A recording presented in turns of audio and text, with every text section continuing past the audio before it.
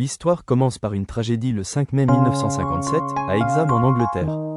Deux sœurs, Joanna, 11 ans, et Jacqueline Pollock, 6 ans, meurent sur le coup dans un accident de voiture.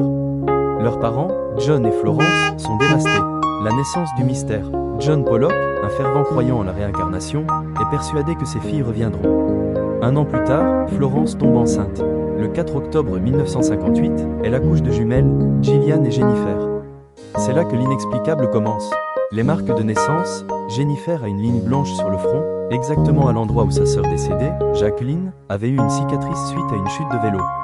Plus étrange encore, elle possède une tache de naissance sur la hanche identique à celle de Jacqueline. Les souvenirs impossibles. À l'âge de 2 ans, les jumelles demandent des jouets qui appartenaient aux sœurs décédées, des jouets qui avaient été rangés au grenier et dont elles n'avaient jamais entendu parler. Elles les nomment par les surnoms exacts que Joanna et Jacqueline leur donnaient. Le retour à Hexham. La famille avait déménagé après le drame.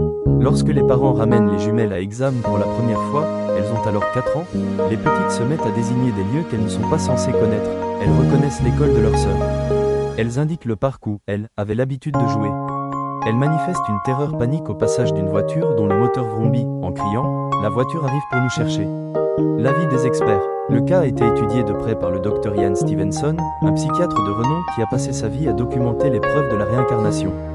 Il a conclu que les jumelles Pollock étaient l'un des cas les plus probants jamais enregistrés, car les marques physiques, cicatrices transférées, sont extrêmement rares. Vers l'âge de 5 ans, comme c'est souvent le cas dans ces dossiers, les souvenirs des jumelles ont commencé à s'effacer, et elles ont mené une vie tout à fait normale par la suite. Pourquoi ce cas fascine? Parce qu'il oppose la génétique, des jumelles partagent le même ADN, à la mémoire.